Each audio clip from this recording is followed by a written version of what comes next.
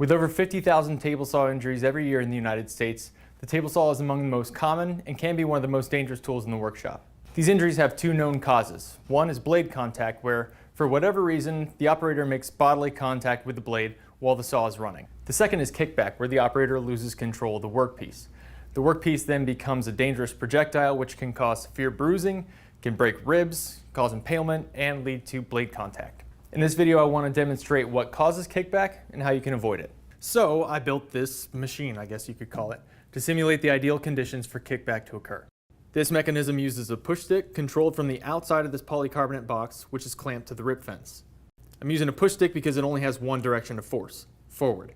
It doesn't apply any downward pressure to keep the workpiece from lifting up off the table, or inward pressure to keep it tight to the fence. I also removed the riving knife, which is one of the essential components of kickback prevention. The results are predictable and consistent. Here's why. Physics. Check it out. Because the wood is making contact with the tabletop and the fence, as soon as you start pushing it, there's friction, and it's naturally going to want to take the path of least resistance, which is why it strays away from the fence. Just so you can see there's no funny business going on, like me pushing the stock at a weird angle, I've attached a push stick to this miter gauge so that when I push it, you can see it's moving exactly parallel to the blade. I have the fence set at 2.5 inches, which is where we have it set for our experiments with the kickback machine. Yes, I'm aware that the push stick is in the wrong position in the experiments we ran in the kickback machine. Why? Because we were intentionally creating kickback.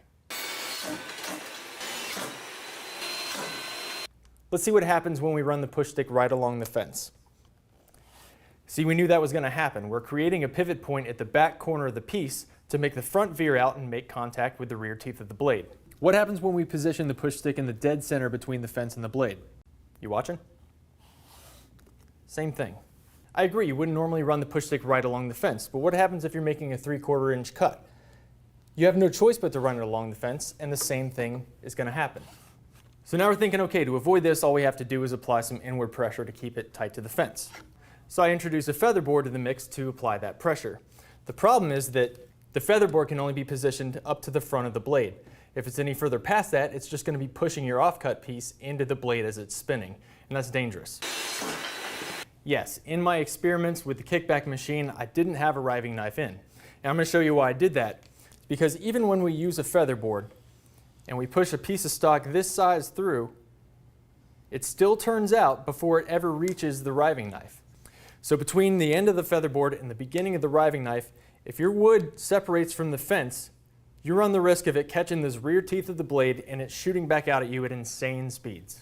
Again, I want to reiterate that this was specifically built to intentionally create kickback, to show how violent it can be, and to show how easy it is for it to happen given the right conditions.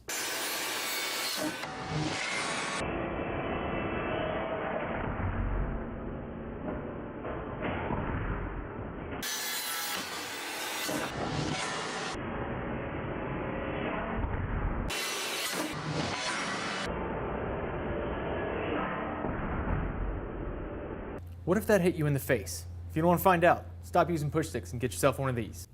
This is a gripper. If you don't know what a gripper is, where have you been? Of course people make cuts with push sticks every day without incident, no question. We're simply saying that the risk is there and we have the solution. Click the video below to learn more about preventing kickback and working smarter with America's most trusted #1 selling push block. And now for your viewing enjoyment, extreme close-ups of kickback in super slow motion.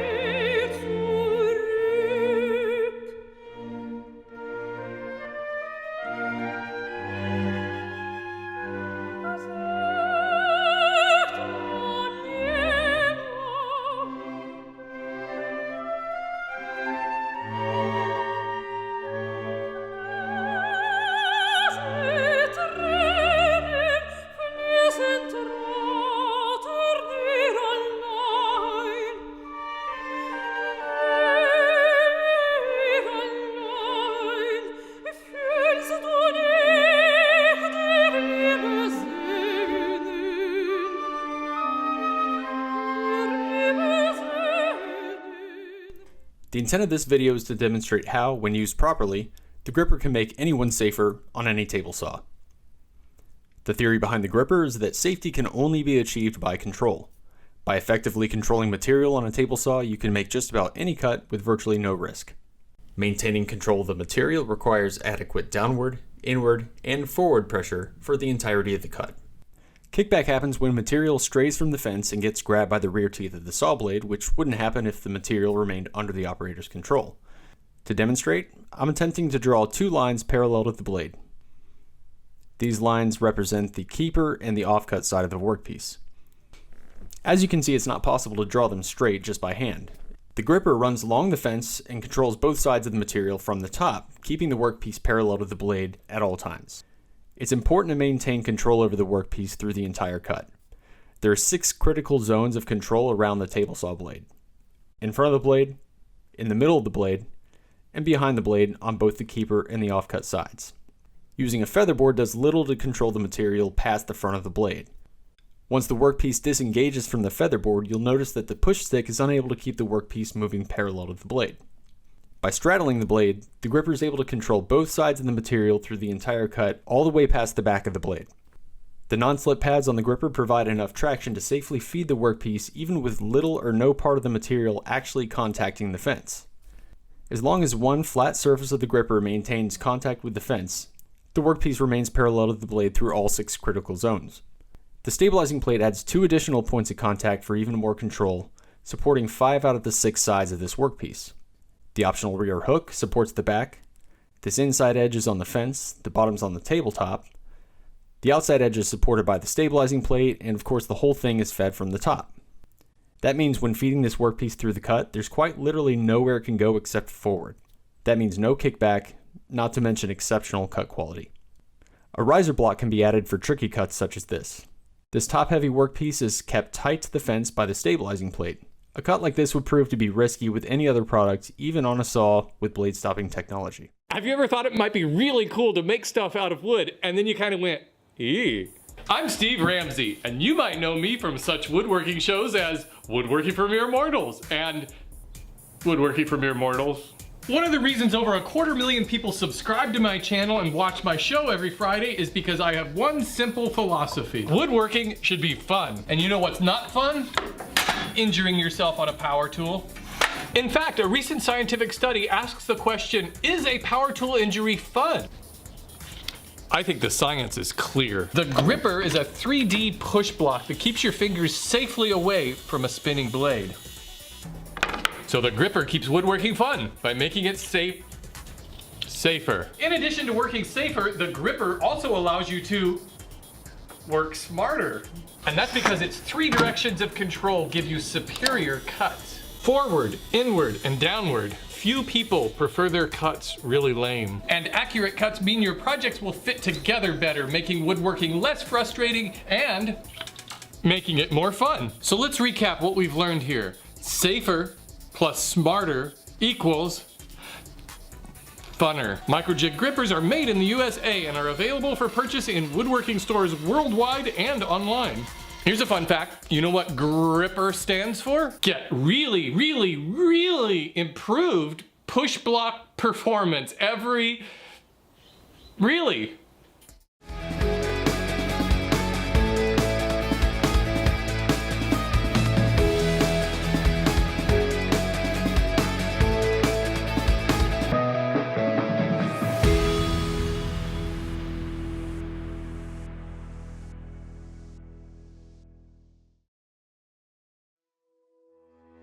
Building something for your loved ones is one of the most rewarding experiences life has to offer. And it's never been more important to work safer and smarter at your craft. Microjig introduces Gripper 3D Push Block. And it's the safest, most precise push block, giving you essential safety, precision, and control when feeding work through a table saw. A must-have for any table saw user. It gives you the 3 critical forces when cutting on the saw. Downward pressure, to virtually eliminate kickback and keep the workpiece down on the tabletop. Inward pressure, to keep the work against the fence and prevent wood burn. And forward pressure, to advance the cut and control both sides of the workpiece. The gripper is engineered with a powerful gripping surface that gives you far greater control and traction. And the saw blade tunnel allows the table saw blade to pass through, keeping your hands shielded the entire cut. And the adjustable center leg slides easily to accommodate a wide range of cutting dimensions and keeps a solid hold of the off-cut material. Using the gripper is simple and safe. Place the gripper on your workpiece, slide it against the fence, and guide the cut along the fence, and you'll get a safe cut. The gripper is a fully adjustable push block system engineered to handle the demands of your workshop and your full range of projects.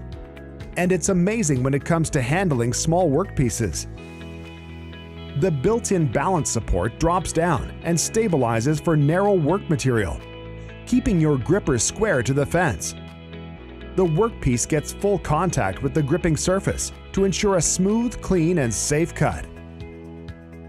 The precise quarter-inch leg makes the gripper the most precise pusher in the world.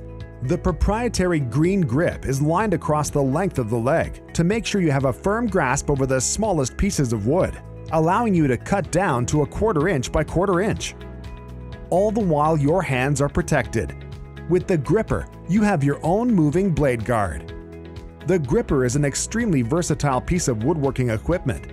We've also introduced Gripper Advanced. Comes with 2 additional precision accessories. The stabilizing plate gives you 250% more stabilizing area and locks the workpiece against the fence to enhance the versatility of the gripper.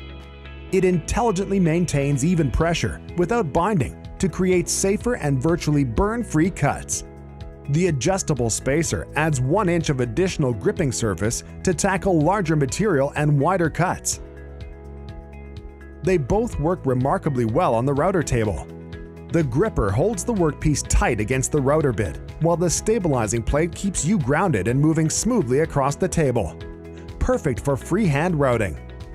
The adjustable spacer is reversible and rises up to give you extra clearance to pass over the router bit when doing full profile work, like bullnose routing.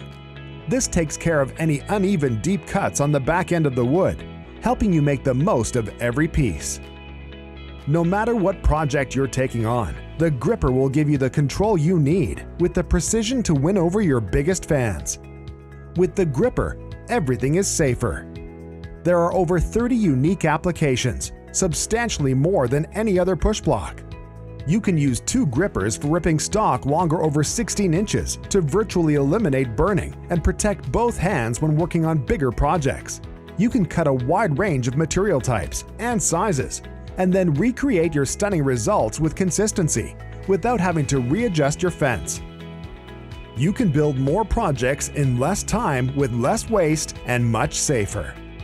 Whether you're making something for a magical moment or building something to last a lifetime, work safer, work smarter.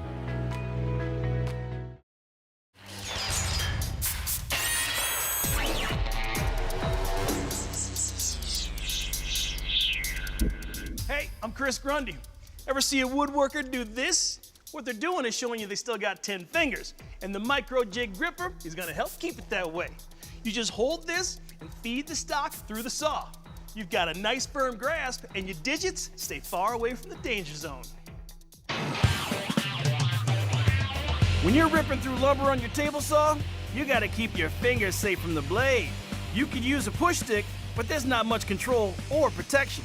You're just pushing along. It's hard to get pressure on the top, it's hard to get pressure on the sides. Your fingers are exposed to the blades. But MicroJig's got a tool called the gripper that brings control and safety to the table saw. Your hand is protected, you don't have to worry about any blades hitting you. It's just a much easier, safer way to make these really narrow cuts. The gripper is a fully adjustable push block that shields your fingers while 3 non-slip legs guide your project past the blade. The 3 rubber grips are great because you can get pressure downward, to the side, and then forward. Slide the center leg in to make thin cuts for trim and edging, or make it wide and the gripper clears the blade for bevel cuts. For longer stock, use 2 grippers, hand over hand, leapfrog style. You can push your first one through, grab another, and then finish that cut easily. So if you want more safety and control at the table saw, check out the gripper from Micro Jig.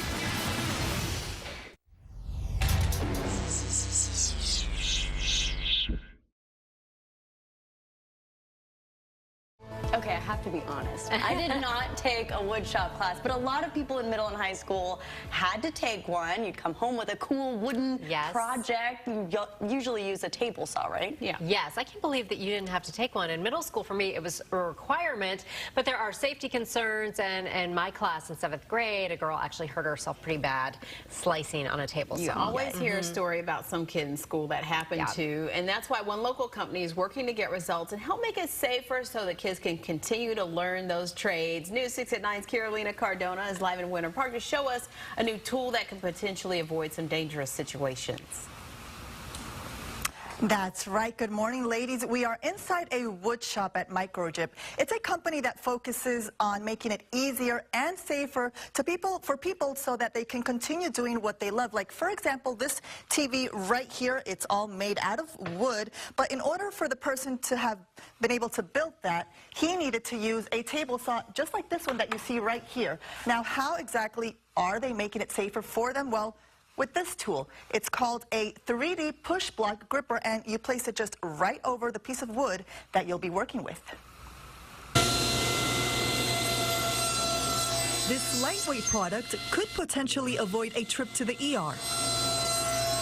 It controls your wood as you're making a cut from 3 directions. There's no other push block that does that. Morgan is part of the team at Microjig, a company based out of Winter Park. Their focus is the safety of crafty people. Keeps your workpiece down on the table, keeps it against the fence, and it keeps everything parallel to the blade. This is different in that it's designed to be able to control the piece the whole way through the cut. Essentially keeping the piece in place and avoiding a nasty cut to your hand. The company says that every year more than 50,000 people are treated for table saw injuries. But that comes to 1 injury every 9 minutes. So there's a huge need for better practices on the table saw. Microjig's mission is to end table saw injuries by 2020 with this American-built product. With this tool, they're also hoping to bring back the craft of carpentry to public schools. Those programs are going away, and we think that it may have something to do with the fact that teaching students can be dangerous. They hope to donate this gripper to schools around the country. To get them, schools just have to apply. The schools will receive 2 grippers per table saw. He gave us a demonstration of how it works. The technique is just a little bit of downward pressure and a little bit of pressure inward toward this fence here, and it's mostly forward. Typically, a push stick is used when cutting a piece of wood. The problem with that stick? This doesn't give you a whole lot of control. It creates a pivot point at the back of the workpiece. Look what happens when he used it.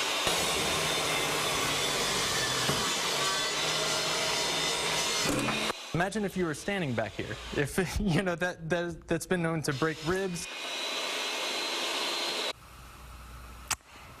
Yep, very dangerous right there. Now, so far, 150 schools have applied to receive a gripper just like this one. If you want more information on how you can apply, go to our webpage, clickorlando.com. All the information is right there. One of our local schools that already applied and is going to receive some of these grippers is Lyman High School in Longwood. Ladies, back to you. All right, that is great, and hopefully we'll start to see that be a standard piece of equipment there along with all that other great equipment. Carolina, thank you.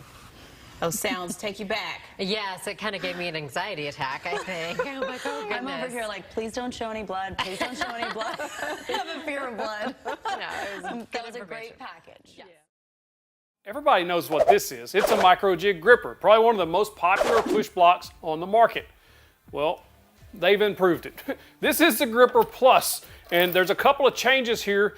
One primarily being it's now at a lower price. We like lower prices. Let me show you what it can do.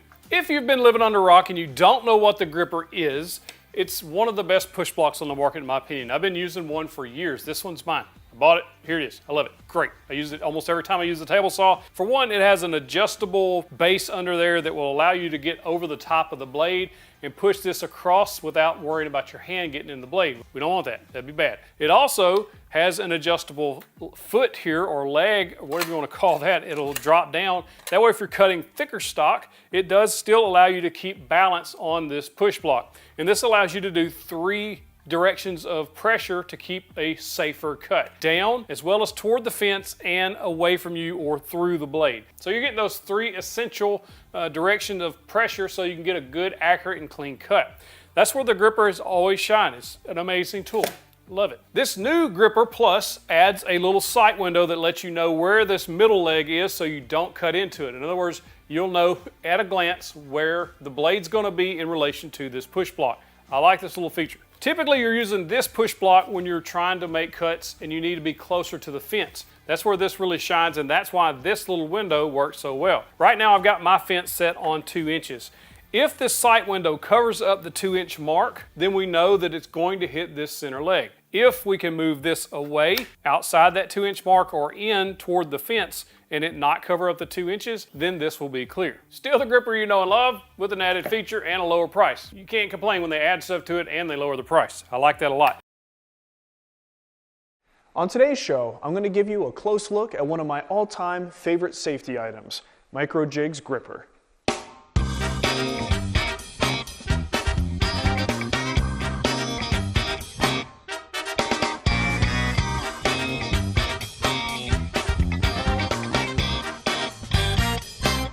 So you might be wondering, what exactly is the gripper? Well, to boil it down in the simplest terms, it's a very fancy but very safe push stick, and you can use it on a number of tools in the shop. Now, for me, I really have only cracked open the surface of all the things that this system can do, and I sometimes have to go to the website and refresh my memory on all the great things that it can do and the possibilities it opens up. It also lets you do things that normally wouldn't be very safe to do, especially here at the table saw. So before we get into the details of what the gripper can do and what I like to use it for, let me show you what some of the problems are with traditional push sticks and the things that we typically use in the workshop. So I have a nice selection of some pretty common push sticks and push shoes, paddles, things that you might use here at the table saw, and a few cuts of wood that we can use as examples for where things might go a little bit wrong. So first, let's start with this nice wide piece of ply. Okay, something like this, by the time you're making this cut, you could use your hand to do this, but it gets a little bit close. I mean, anytime we can keep our fingers away from the blade, the further our fingers are away from it, the safer it's going to be. That's the bottom line. So if you use something like a push paddle here, that certainly is one option. Not too bad for this particular situation. If you use one of these skinny push sticks, well, that's real bad news, because now we're pushing at the back of the workpiece, and when you're pushing forward and down at the same time, what happens? The piece wants to flip up, and that's exactly what this blade wants to happen. Okay, that's how kickback starts. All right, so that's always a bad idea. And even if you have a push shoe, I mean, frankly, this is one that I sell on my website. It's got my face on it. This one is much better. You could still push down if you're not careful, but because of the sort of forward-facing design here, there's a lot of pressure at this point, and it's much safer to push through. But you still do run a little bit of a risk, and you don't have much control side to side. You only have this little hook on the back controlling the workpiece. So it's not absolutely ideal. We could certainly do better. Now looking at a nice skinny little piece like this. Maybe you're making a runner for a crosscut sled or something and you want to make a nice cut. This becomes, I mean, obviously you can't use the paddle, so you're going to have to use something like a push shoe, okay? That will certainly do it, and it will fit between the blade and the fence, but of course we still have that issue with a long workpiece that it wants to flip up. Further exacerbated when you use something like this. Okay, that's nearly impossible to control. Frankly, this is an extremely dangerous way to cut this piece. Okay, so that is where we see some serious limitations there. And of course, even on a piece that's a little bit wider, once again, you don't really want to use your fingers on a cut like this. Granted, you could get your fingers in there, but that's scary business. Out of these that I have on the bench here, the only one, or on the table saw here, the only one that I would even think about using for this cut is my push stick, like so. It makes it a little bit safer. But here's the thing. The gripper actually will make all of those cuts with all of those pieces way safer. So let me first review a few of the basic features, show you how this thing goes together and what it's capable of doing, and then we'll do some practice cuts. Now I have two grippers to show you here today. This one is actually an older model. This is the first one I ever purchased. I got this used from a buddy of mine, bought it as is, and I have used this on just about every project since then, and it still is in great shape. Now the thing is, since then, they've made a number of changes so that you could add a bunch of different things on. Some of the attachments allow you to do operations that you might not otherwise be able to do, but even still, you can see they're really not that different. And frankly, because this is the way that I got it, it didn't come with any other attachments, I just got used to using it this way, and that's about the same way that I use it now, even though I can do a lot more with it. Frankly, I'm not a spokesperson for micro jig or gripper, so I don't really necessarily even know all the terminology and all the cool things that this system can do, but I'm just here to show you, just in its basic form, how useful this can be. So let's take a closer look at the underside so you can see what's really going on here. First of all, we have a plate to the outside that really sort of helps to balance as you're running it over the saw. We've got a workpiece here. Let's say we wanted to push that through. If you're just getting the end of the gripper on there, that wouldn't be very stable if you didn't have some support on the outside. So that's what this is here for. So you would put your gripper right on top of the workpiece, push it down, and then push down on this little shoe or foot here and tighten it in place. And now we're completely stabilized as we push it across the tool. Now if you look at the underside, you can see we have one of these little feet here that's actually movable. And the reason you want to do that is because depending on where you're going to place this in relation to the blade, you may need to move that to provide more support in an area where you need it. And it also allows the blade to pass through a channel safely without contacting the gripper itself, because obviously we don't want to cut into it. So this is really handy, and you could tighten that down wherever you want it to go. Now, although the gripper does a fantastic job of, well, what it's meant to do, gripping the workpiece as you push it through, it's sometimes nice to have a little bit of extra support, much like a traditional push shoe has with this little hook here at the end. You can actually add a small hook in the back, tighten it in place, and that will serve that exact same purpose. So in addition to the green grippy stuff, you've got this hook in the back that's going to help push it through for some of those more difficult cuts where the blade is actually really pushing back a lot. You'll be able to push through with no problem just using this little add-on hook. So now let's get the gripper set up to make a few test cuts at the table saw. So I'm just going to take this skinny piece of walnut here and take about 1/8 of an inch off the edge, and I'm going to use the gripper to push it through. Now the first thing I like to set is the adjustable foot here. I want to make sure that the large foot is resting on the workpiece. I want the benefit of all this extra surface area. So I'm going to push this over to the right, and what I'm looking for is I just want to clear the blade. I want it fully on the workpiece, but in a, so it's not in the path of the blade. And that's pretty close. But remember, we're going to be pushing this into the fence as we go. So even if I am just slightly clearing the blade, that will usually make it through without making any contact whatsoever. So once I'm safely in the clear, I can tighten it down. And of course, I want a little bit more support because this can rock back and forth. So loosen these guys, I'll drop the support, tighten it back up. And now I should be able to safely maneuver this piece all the way through the cut with my hand passing over the blade. That's something we would normally never do. You don't want your hand directly over the blade if you can avoid it. But in this case, it's incredibly stable and it's very safe because I've got a lot of protection between my hand and the blade itself and a lot of support. So let's make a test cut.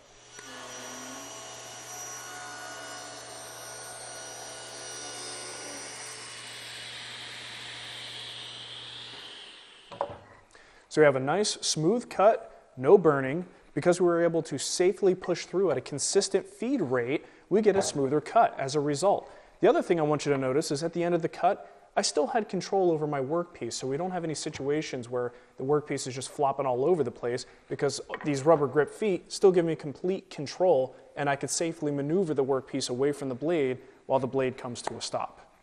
Now let's say you want to cut some 1/4 inch strips for edge banding, for plywood, for instance. It would be great if you could just set your fence for 1/4 inch and start making these cuts, but if you've ever tried this, you know how dangerous this can be. Certainly, you could use a push stick like this to fit between the blade and the fence, but man, I gotta tell you, that scares the crap out of me. So usually what you wind up having to do is adjusting your fence so that you're making the cuts on the outside of the workpiece. The problem there is after every cut, you need to readjust the fence so that you have a 1/4 inch fall off piece. And there are jigs out there that will improve that process, but it's still kind of a pain in the butt and it's relatively inconsistent. So for me, this is something that the gripper, probably the most frequently used thing that I do with the gripper is to make thin strips like this. So I'm going to set the fence for my 1/4 inch. Then I just want to make sure that the thin foot of the gripper will pass through freely without contacting that blade. That looks like it's going to be just fine. Now this workpiece is wide enough where I don't necessarily have the foot hanging off the edge, so I just want to make sure that the foot is nice and flat on the workpiece, and all my little grippy feet are on the workpiece, and there's plenty of space for the blade to pass through. So let's cut a couple of thin strips.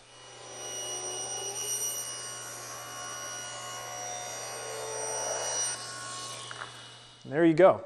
Not only is it safe, not only is it consistent, we'll be able to cut as many of these as we want, but the cut quality is actually improved because as we're pushing through the blade, these pieces don't have an opportunity to wander. Even at the end of the cut, they're still going to stay exactly where we want them. So you wind up with a much cleaner surface here as you get to the end of the cut, which is normally where you might start to see, some ridge marks and things from the blade as the workpiece starts to move at the very end. Now, the other thing I wanted to show you, if you're cutting a really dense hardwood, in this case, this is alder. This is really not big, not very dense and not too hard to push through the blade. But if it is proving difficult, you may find a little bit of extra security would be nice. And that's where you can use this hook. So I'm just going to put this guy in the back. Like so. Now, I consider this hook to be sacrificial. You may want to buy a couple of these for different operations. As the blade passes through, it cuts a little zero clearance kerf in there for us. But if you're making a lot of repeated cuts, it's well worth it to do that because it'll be that much safer. And now you can see, even though I have this kerf here, no matter how many times I make this cut, I still have support on both sides of the blade to push those little teeny tiny pieces through. Really, really nice to have. Now I'm going to show you why it might be handy to actually have 2 grippers on hand. Check this out. On a long rip like this, it can be really tricky to keep this piece nice and stable. Usually you have to start back here, which means your body is very far away from the action. So you have to use feather boards and all types of things to be able to stabilize this piece as you push it through. But if you have 2 grippers, you can actually do a sort of hand-over-hand method of controlling this piece the entire way. Let me show you how it's done.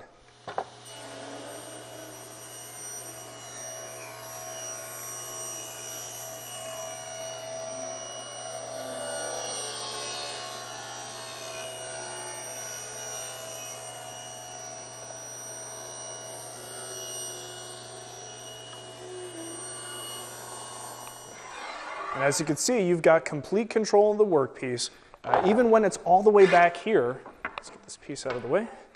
Even when it's all the way back here, this one bit of support right there stabilizes the entire piece because you can put quite a bit of your body weight on it so that as you're pushing it through, you're going through the motions on each one of these. There's never a point where you don't have control over the workpiece. So it stays up against the fence the entire time. It's a nice consistent cut, and then even at the very end of the cut, you still maintain control. So those are just a few of the operations that I like to do with the gripper at the table saw, and frankly, that's just the tip of the iceberg. So I'm going to put some links in the show notes to videos that will go into further depth and further detail about the things that you can do with the gripper. And hey, if you're going to put the money out for something like this, you should know all the powerful things that it can do and how much safer it can make standard operations in the wood shop. And if you're ever at a live show, chances are you're going to run across my buddy Bruce at MicroJig. He does a fantastic demo and shows you some amazing things that you could do with this handy little tool. So aside from that, I want to show you a couple of things that I do using the other tools in the shop because it's not all just about the table saw. So we've got the jointer, the router table, and the bandsaw. Let's jump right in. The gripper has exceptional gripping power at the jointer. You'll also have the option of using the trailing hook when necessary. At the router table, you can maintain complete control when cutting joinery and profiles, while also protecting your hands from the spinning bit. At the bandsaw, you'll have incredible control while resawing, allowing you to apply consistent pressure, resulting in a cleaner cut. Once again, the trailing hook makes this process a breeze. So in a nutshell, that's the gripper system. You can find out more information at Microjig's website, which is microjig.com. Now they also have a few other products that you really want to check out, like the zero play guide bars if you're making jigs for the table saw or anything that has a miter slot. You could also check out the MJ splitter. If you've got an older saw or you want a splitter that doesn't get in the way and you don't need to remove it to use things like sleds, the MJ splitter is a great way to soup up the safety on your old saw. So thanks for watching, have a great safety week, and stay safe in your workshops. Hi, welcome to the Microjig shop, and congratulations on your recent investment in the gripper. My name is Morgan, and today we're going to be going over just about everything you could possibly need to know about the gripper, the first of which is unboxing and assembly. So let's go ahead and get started. First thing we want to do when we open this box is make sure that everything is there. First thing is your user manual. Next is your warranty registration card, the actual main body of the gripper, a center leg. We have a 1/4 inch leg, a 1/2 inch leg, bag of hardware, your handle, and your balance support. Now that's for the GR-100. The GR-200 is everything that comes in the GR-100 box with 2 additional accessories. The stabilizing plate, the adjustable spacer, and their hardware. Let's start assembly by attaching the handle to the main body. And to do that, you need the 2/4 20 screws, the 2 large oval nuts, and 2 large washers that came in your hardware bag. Put the washer onto the screw first, and then put the screw into the holes at the top of the handle. And then with the bulge side facing the handle, we screw on our large oval nuts. Again, washer onto the screw first, then screw into the hole on the handle, and then bulge side facing the handle, you thread on the large oval nut. Now it's ready to go onto the main body. The screws and nuts are in your handle.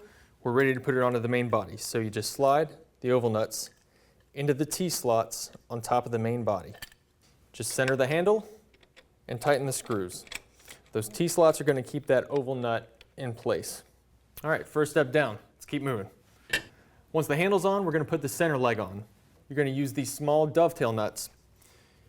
And you insert it at the holes at each end of the center leg from the inside facing out.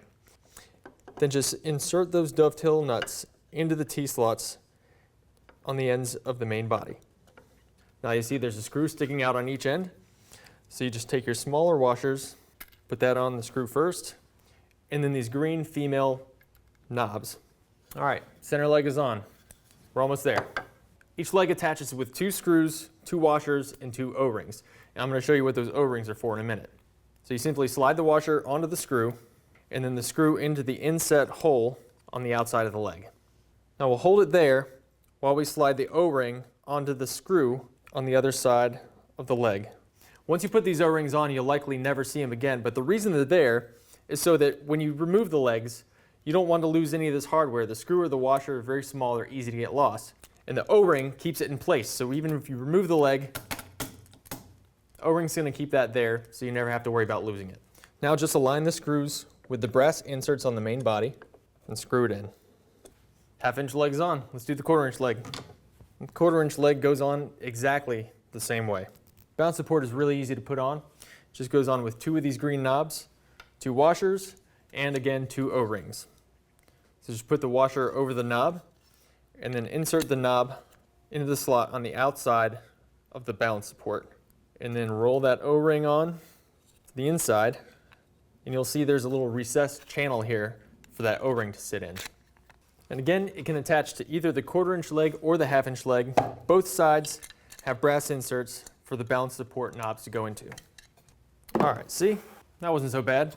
Gripper's assembled, now we can move on to the fun stuff. Okay, if you're still with us, that means that you have the GR-200 and you've got some more accessories to learn about. The stabilizing plate and the adjustable spacer. So let's go ahead and dive right in with the adjustable spacer. Locate your blue hardware bag that came in your GR-200 box. You'll notice that the adjustable spacer requires the exact same hardware that the balance support does, and it attaches to the gripper the exact same way. So you already know how to do this. But to refresh your memory, it requires 2 of these knobs, 2 black O-rings, and 2 steel washers. And just like we did with the balance support, the washer goes over the knob, and then you insert the knob into the outside of the adjustable spacer. And again, just like the balance support, you slide an O-ring on to the other side, and it sits inside of this recessed channel here. There we go. O-rings are doing their job. They're not going anywhere. See, the adjustable spacer attaches to the opposite side that the balance support is on. And it goes in the exact same brass inserts that the balance support would go into. All right, the adjustable spacer is going to give you an additional inch of ripping capacity on your gripper. Okay, let's go ahead and get our stabilizing plate ready for use. You'll notice that there's 2 sides. One side has a recessed channel, and the other side is flush. The T-bolts are going to go into the recessed side, and that's the bottom. You see that the stabilizing plate is flush on the table, and those bolts aren't dragging on it. Now you take your red O-rings that came in your blue hardware bag, and you slide that down over the T-nut, down to the base of the T-nut. Next, we take our shoulder washers, and we slide those down with the flat side facing up. Now we just take our wing knobs and we screw those on to the T-bolts. Now the stabilizing plate attaches to the balance support by sliding the shoulder washer into these notches here. Well done. Now your gripper's assembled and ready for use. We refer to the gripper as a 3D push block, and we call it that because unlike any other push block in the world, the gripper gives you 3 directions of control. The green grip on the bottom here grabs the wood, and it allows you to maintain constant pressure downward onto the table, inward toward the fence, and forward through the cut. What's unique about the gripper is that it's designed to control both the keeper and the offcut side of your workpiece. And the reason that's important is because you never ever want a loose piece of wood just rattling around that spinning blade. I'm sure that most of you, like all of us, have used push sticks in the past. I'm going to show you what's wrong with push sticks right now. The friction on the bottom of your workpiece wants to bring that wood away from the fence, no matter what you do. Every time you push it, it's going to want to pull away from the fence, every time. So when your workpiece passes those front teeth, as it moves along the body, there's a little bit of room, not much, but just enough. There's a little bit of room for your workpiece to move. The gripper keeps it tight against the fence. Without the gripper, that piece may want to stray away from the fence and make contact with the back teeth as they're coming out of the back of the saw. When that happens, you run the risk of one of those back teeth grabbing the workpiece and shooting it back out at you. That's the root cause of kickback, and that's what the gripper prevents. What the gripper does to eliminate that problem is that it keeps constant pressure to the fence and downward on the table, and that controls both sides of your cut, keeping it from pinching the back of the blade. That's not only important for preventing kickback, but it also gives you a much cleaner cut. We call the gripper a moving blade guard because it allows you to control your piece from the top throughout the entire cut. It creates separation between your hands and the blade, so even if you were to have an accident, your gripper paid the price and not your hands. If or when you cut into one of the legs on your gripper, don't worry about it, it's not a big deal. All of these legs are individually replaceable and they're a lot cheaper than a visit to the emergency room. Now that we've covered some of the key benefits and safety features, we're ready to go ahead and make our first cut. Since the 1/4 inch leg is up against the fence, I'm going to set the fence to a 1/4 inch so I can show you a 1/4 inch cut. When making cuts with the gripper, there is some technique involved, but it's simple and very important. A good way to achieve these cuts is by putting your stock against the fence and then setting your gripper on top of the stock, just separate it a little bit, and then sliding it toward the fence. As you push your workpiece through the cut, you're applying a little pressure downward, but also toward the fence, and that's going to make sure that your workpiece is staying parallel to the blade at all times. Quick tip, once you set your center leg in your fence, it's a good policy to pass the gripper over the blade just to make sure that it's clear. And as always, safety first. Wear eye protection.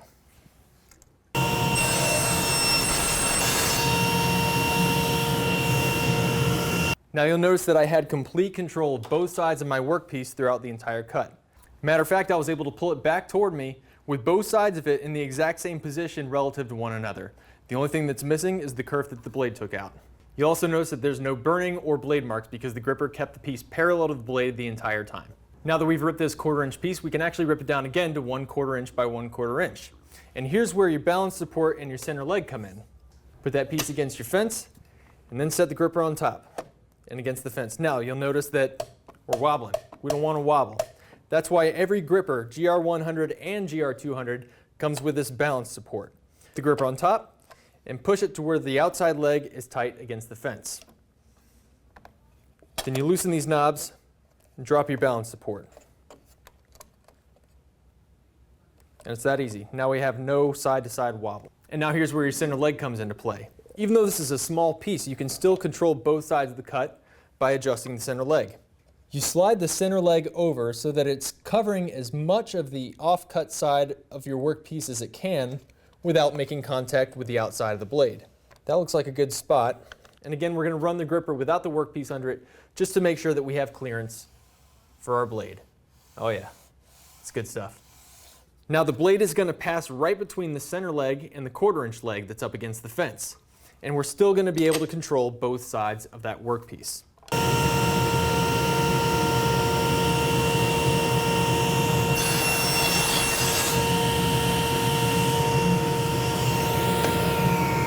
Now we ended up with an off-cut side that is slightly larger than 1/4 of an inch, so we can rip that one down too. Waste not, want not.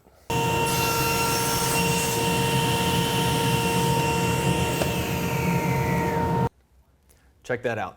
A clean 1/4-inch by 1/4-inch cut, safely and easily. Try doing that with a push stick. Again, the center leg of the gripper is adjustable, so if I want to make a small cut like 1/4 inch, I can have the center leg controlling the off-cut side.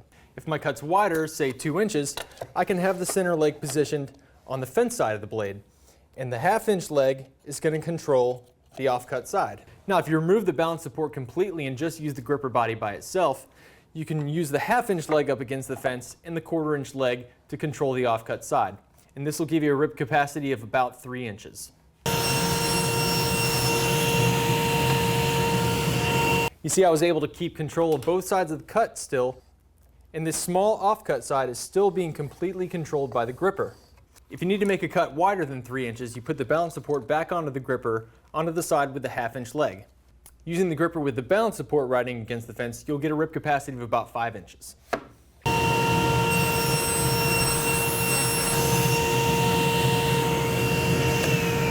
Well, that just about covers the basics. Stay tuned as we dive in a little deeper and explore the versatility of the gripper with various accessories, different configurations, and advanced techniques. Thanks for watching.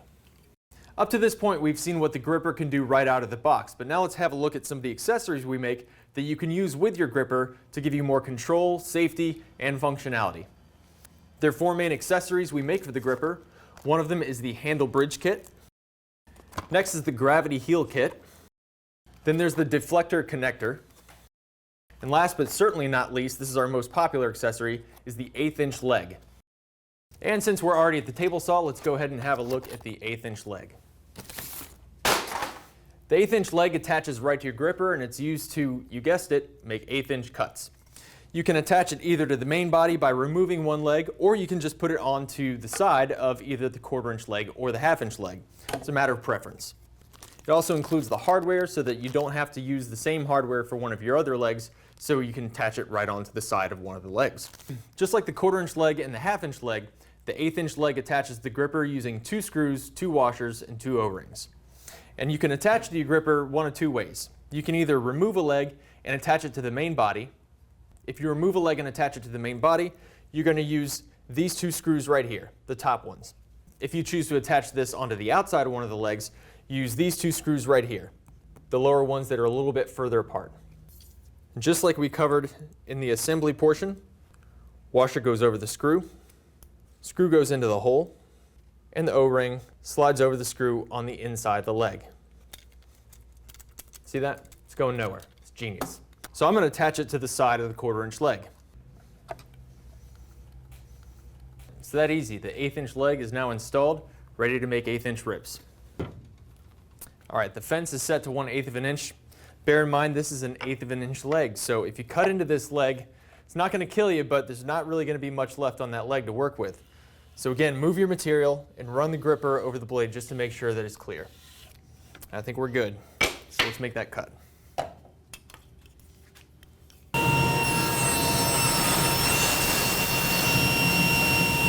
And here we have a smooth, clean 1/8-inch rip. Let's go ahead and rip it down again to 1/8 by 1/8, just for fun.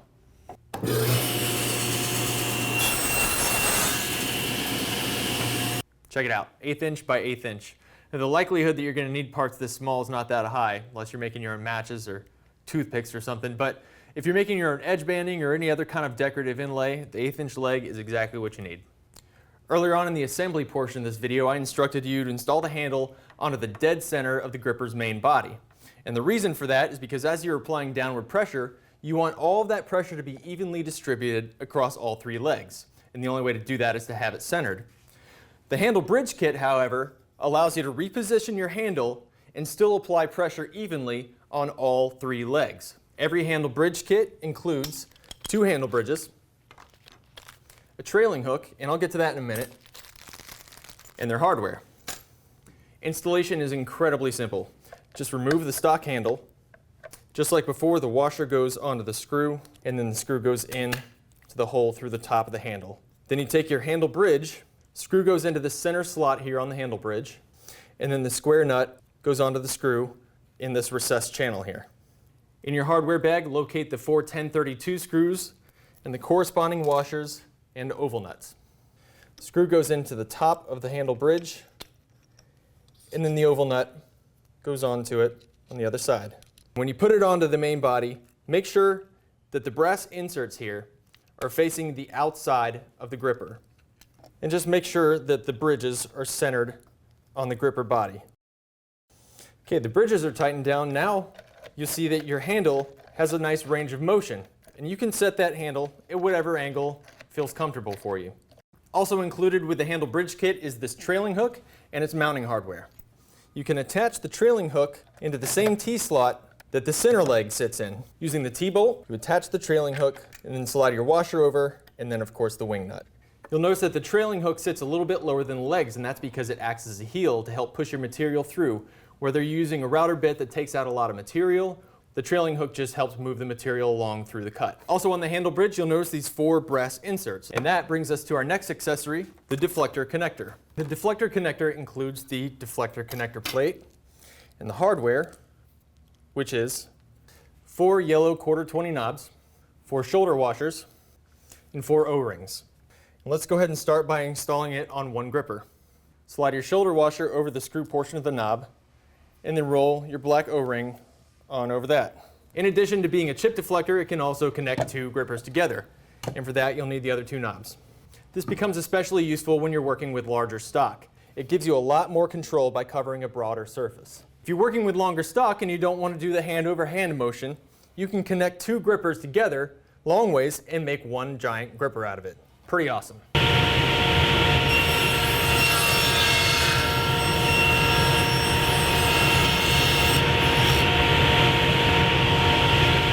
The last accessory we'll be covering today is the gravity heel kit. In the gravity heel kit package, you'll find 5 gravity heels, 2 heel spacers, 2 T-bolts and 2 washers, 2 springs and 2 shoulder washers, and 2 yellow wing knobs. You take your heel spacer and slide it over the T-bolt with the female notch and the male extrusion facing out. Then the spring goes over that, then your gravity heel. And you're going to want to make sure that your female notch and your male extrusion are aligned with one another. After that, put on your shoulder washer, and then finally, your wing knob. In this situation, it would be used as a static heel. I tighten this knob down, and it's going to support the workpiece from the back. And that's ideal for smaller workpieces. So now if I loosen the knob slightly, it becomes dynamic. So if I'm cutting a longer piece of stock on the table saw, or I'm using this on the joiner, using the hand-over-hand method, I can reposition my gripper as many times as I need to for longer stock, and it's just going to retract up and stay out of my way until I reach the end of the workpiece, in which case it will drop all the way down and support it from the back to push it all the way through the cut. There's a couple things that are unique about the gravity heel. One is that it's dynamic and it'll retract when used on top of a workpiece. The second is that it's made to be cut. Say you're using it on the router table and you're using a bit that takes out a lot of material. Well, the gravity heel will support it from the back to make sure that even though it's difficult to get through that cut, it'll push it all the way through. But also because it's made to be cut, it'll completely protect the end of the workpiece from tearing out.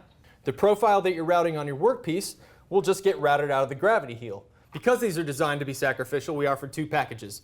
One is the gravity heel kit, which includes all the hardware and everything you need to install them.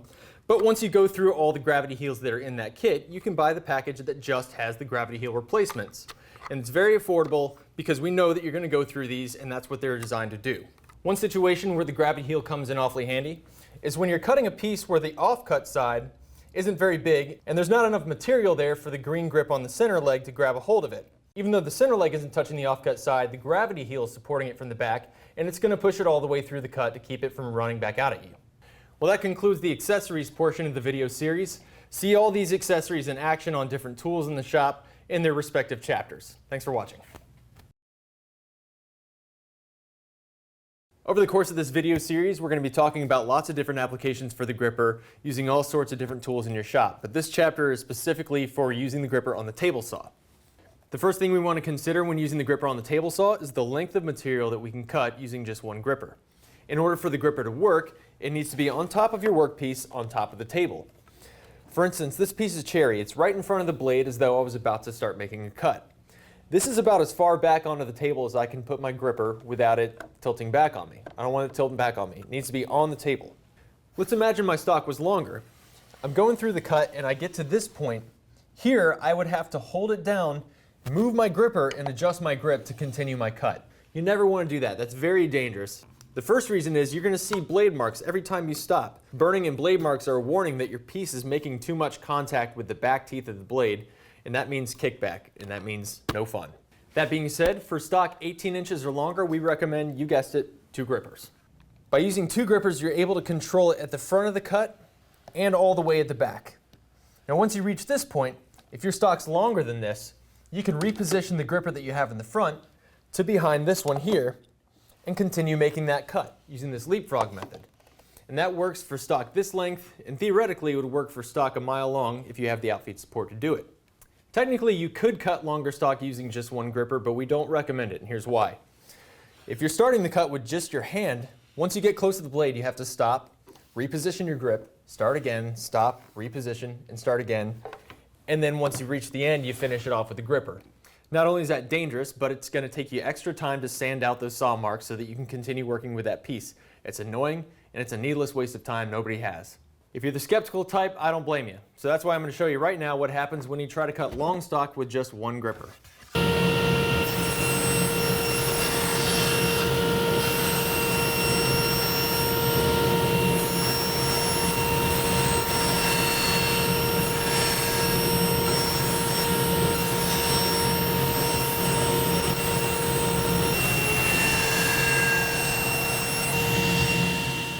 If you look closely, you can see a blade mark everywhere that I stopped to adjust my grip.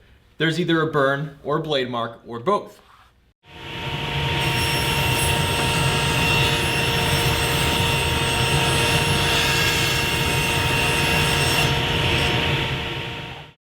You can see right away the difference in cut quality. And that's because I didn't have to stop and readjust my grip. I was able to feed the material through the cut without stopping using 2 grippers, almost as though I had a power feeder. Now we already know that the gripper is awesome for making vertical cuts, but what about bevel cuts? Thought you'd never ask. So you can tilt the blade to 45 degrees and make miter cuts using your gripper. One thing to bear in mind is that because your blade is tilted, the higher you set your blade, the more it's moving to the side, and that's cutting into your rib capacity. Another thing to keep in mind is where you position the center leg on a bevel cut. You want to make sure that it's never above the blade, because as you're putting pressure down, because the blade is tilted, you're putting pressure down onto the blade. If you're putting pressure onto the blade directly, you're not going to get a good cut.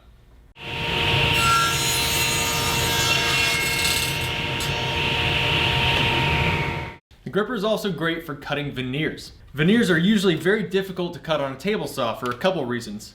One is the space underneath the fence. You can't really run it along the fence because it just slides underneath. 2, sometimes when it's a longer cut, the veneer has a tendency to ride up over the blade. It doesn't want to actually stay down on the table. So to cut this piece of veneer, I'm going to use my balance support up against the fence, and I'm going to use the gripper out here over the veneer to keep everything down on the table right near the blade. All right, safety glasses, let's let it rip.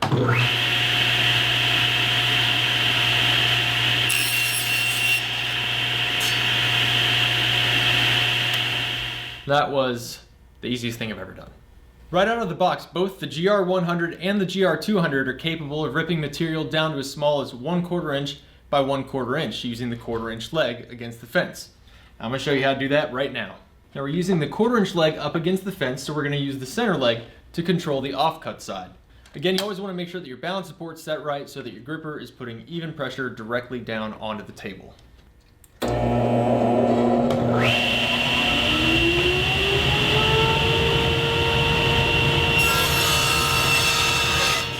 So that's one. We can actually rip this down a couple more times to 1/4 inch by 1/4 inch. And again, now you're going to need to adjust your balance support. All right, now we're balanced. And we're going to move our center leg in just a little bit more to make sure that we're controlling that off-cut side. And lastly, remember, it's always a good idea to run the gripper without the material in there, just to make sure that your legs aren't going to hit that blade, or the other way around.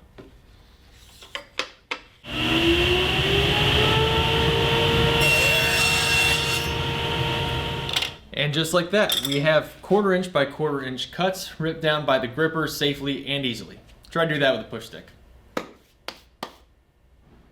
Although the gripper was designed primarily for use on the table saw, the way it was designed makes it versatile so that you can use it on just about any tool in your shop. If it requires control and safety, odds are the gripper can help. So now let's have a look at some of the ways you can use your gripper on the bandsaw. One of my personal favorite ways to use the gripper is resawing material on the bandsaw. Material that's bigger than just a few inches can't be resawn on a table saw.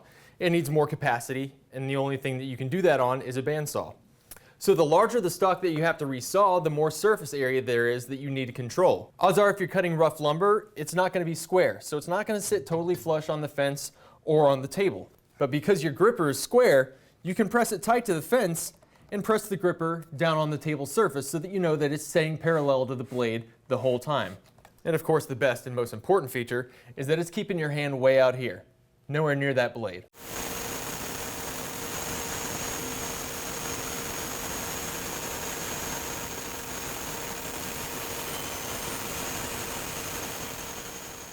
When I resawed this piece, I was running it along the fence, but not every bandsaw has a fence. So if you don't have a fence, you can do that same thing with 2 grippers. Check this out.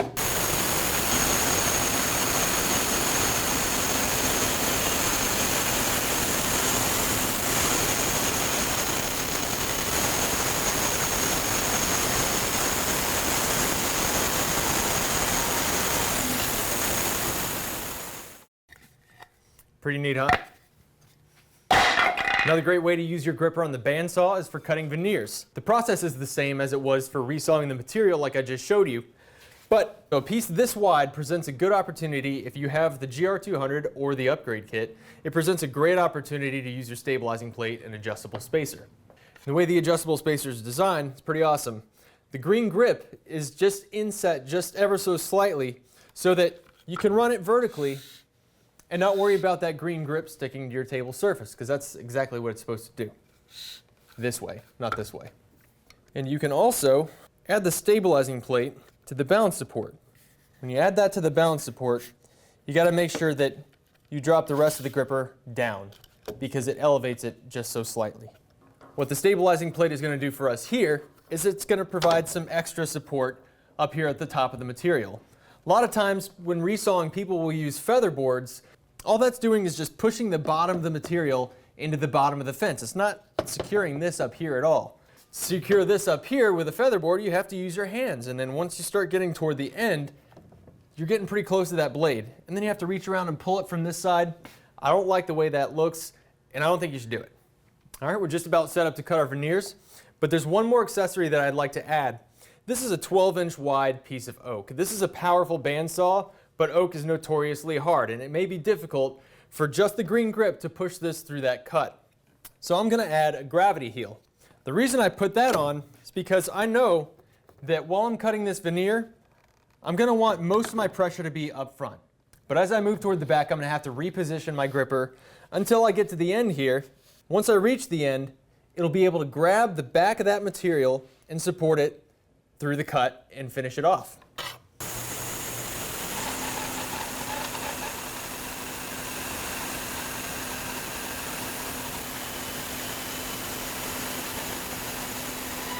All right, there's a few great ways for you to use your gripper on the bandsaw. There's more tools, more applications, and more to learn in the other chapters. So tune back in, and thanks for watching. We've seen the grippers put to good use on the table saw, the router table, the bandsaw. Now let's check out the joiner. Because of this green grip material, the gripper is an excellent companion when you're using your joiner. Whether you're face joining or you're edge joining, you can turn it both ways, and it's going to help you and it's going to keep you safe each time. Here I'm using 2 grippers, and I've got them each set up a little differently so you can see the advantages of each configuration. First off, I have gravity heels on both of them. The reason I did that is because this is a long piece of stock, and I'm going to use the hand-over-hand method to feed it all the way through the cutter head. And once it reaches the end, then that heel is going to engage and push it through the end of the cut. This one I used an adjustable spacer just because it adds an inch of extra gripping material, and when you're face joining, that's a good thing to have.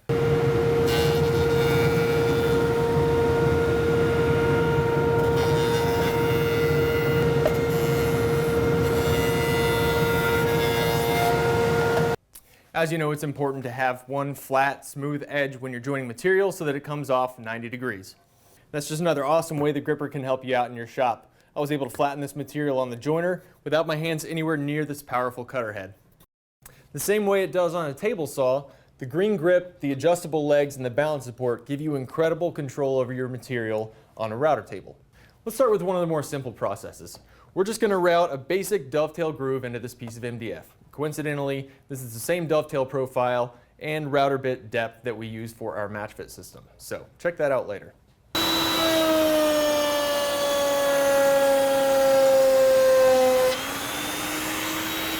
You'll notice when I routed this part, the balance support wasn't engaged. So I'm going to route another one with the balance support engaged so you can see how it works on a router table.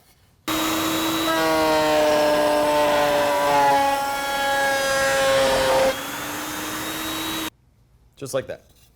Let's say I wanted to make some cabinet doors and I wanted to use rail and style joinery. So in order to do that, I have to use a rail and style bit. And these bits tend to take out a lot of material, which can give you some resistance. So the gripper is going to help us get that piece all the way through the cut and combat that resistance. But also on this cut, I'm going to be using a gravity heel. Like I said, it removes a lot of material, so when you reach the end of your piece, you don't want it tearing out. So the gravity heel is going to get it through the cut, but it's also going to protect the end from tearing out.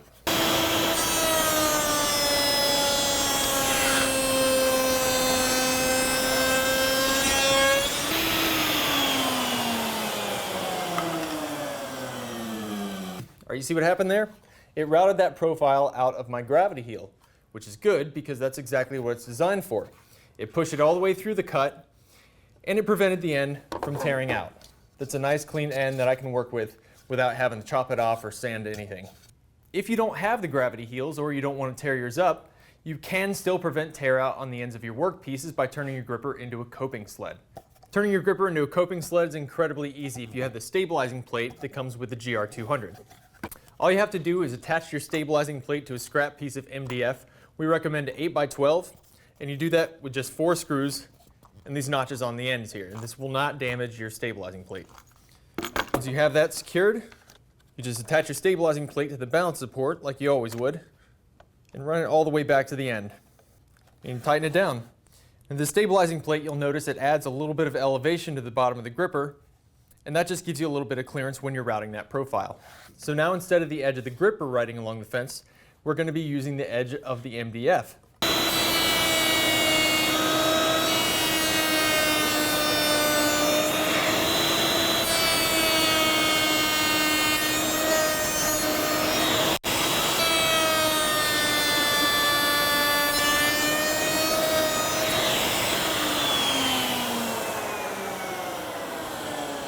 Coping sled works. 2 clean edges, no tear out. Beautiful. Sometimes you need to route a profile where the bit sits above the material. In those situations, you need to use the adjustable spacer. I'm using this Roman OG bit, and the bit sits well above my material, which is fine if I have the adjustable spacer. Now we have clearance for our bit, but we're also able to use the adjustable spacer to ride on the fence. And then we have the 1/4 inch leg and the center leg gripping that material.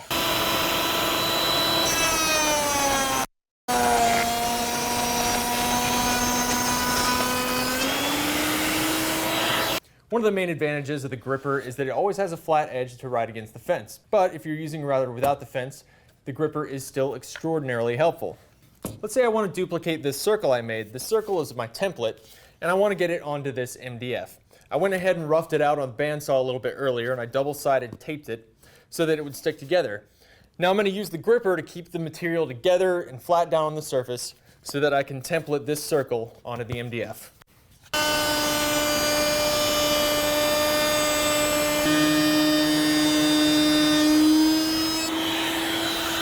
You see, the gripper allowed me to keep my material together and firmly down on the table.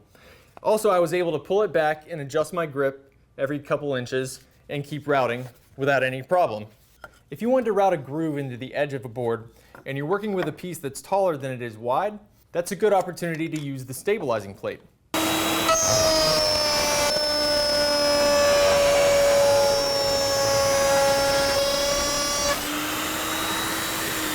I cut some parts for a project I'm making and I want to give them a slight round over on all sides.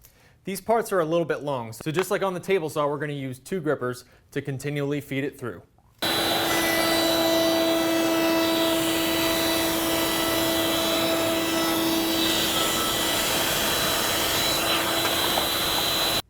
Gorgeous.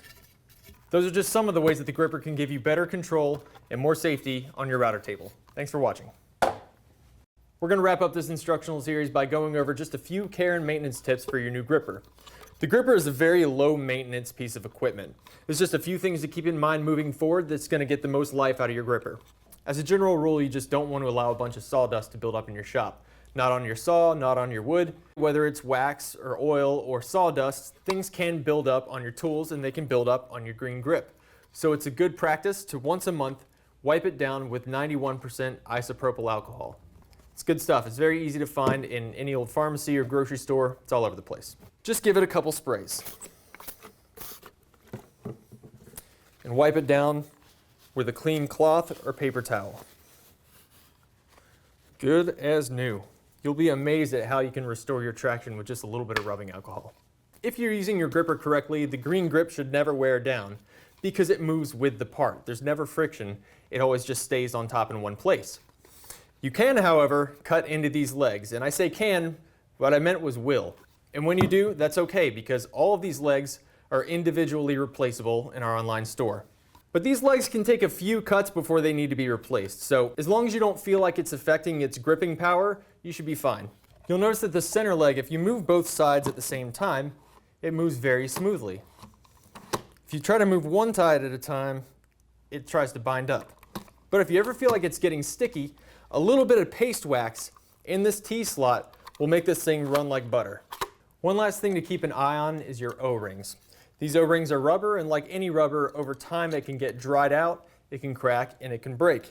And these O-rings are important because as you're moving parts around, reconfiguring your gripper, you don't want to lose these knobs. That's why the O-rings are important. So if your O-rings break or get lost, those are replaceable and again available in our online store. Under normal conditions, your gripper should last a very, very long time. So just take good care of it like you would anything else in your shop. Don't leave it out in the sun with a green grip facing directly up. Don't take it scuba diving or don't bring it into outer space. Other than that, you should be in good shape. Enjoy. Hey, I'm Chris Grundy. Ever see a woodworker do this? What they're doing is showing you they still got 10 fingers, and the micro jig gripper is going to help keep it that way. Today, we're going to talk about the Gripper 3D push block system. One of my all-time favorite safety items, Micro Jig's gripper. When you're ripping through lumber on your table saw, you got to keep your fingers safe from the blade. You could use a push stick, but there's not much control or protection. The gripper is a 3D push block that keeps your fingers safely away from a spinning blade. 3 directions of control give you superior cuts: forward, inward, and downward. And the gripper also shields your hands from the blade for added safety. The adjustable center leg allows for ripping pieces of various widths, and the non-slip material has great grabbing power to push your work through the saw. So we have a nice smooth cut, no burning. Because we were able to safely push through at a consistent feed rate, we get a smoother cut as a result.